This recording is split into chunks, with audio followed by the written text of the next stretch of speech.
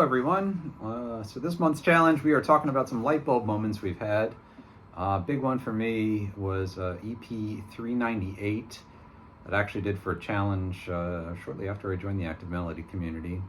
Linked it down below.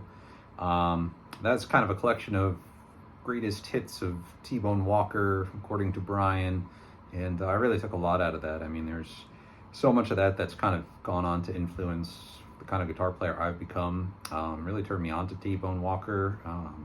He's become one of the personal guitar hero for me. Him also and Lonnie Johnson kind of threw a little bit of that kind of stuff in what I just played there.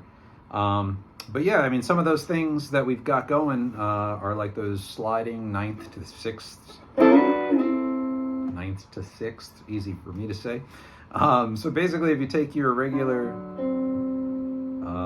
like this is a D7 chord, so you have your root 3rd and 7th, and you add on, that's your 9th, which is really your 2nd, which is D, E, and then you can put in the 5th there, and then just slide those 3. Gives it that kind of nice late night, smoky jazz blues club feel to it. Another big one, of course, is the T-Bone Walker chord, which is like an A9 chord, but without the root in it. So you've got the 3rd, 7th, 9th, and the 5th. You're just missing that A note there, but it's a good slidable shape.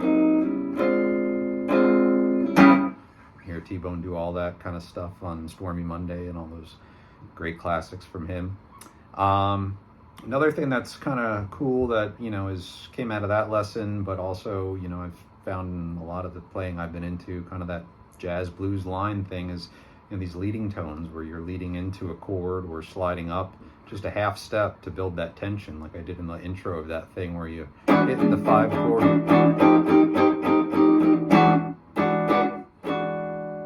Wants to go back to that 1.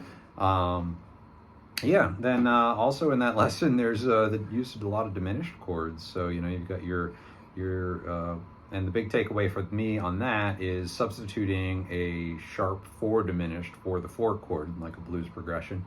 You see it all the time in jazz too. So if you've got that D9 chord, then you want to get back to your 1, you can go D9, D sharp diminished chord, which is a movable shape again. You can also play it here. Every 3rd fret you can slide that up, and it's the same notes, just in a different inversion.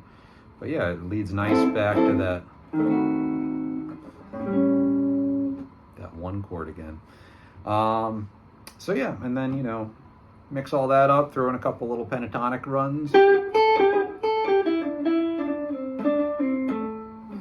and you've got some T-Bone Walker stuff. I'll lesson 398 from Active Melody. So yeah, hope this was somewhat concise. I am obviously not a professional guitar instructor, so take this with a grain of salt and do with it what you will.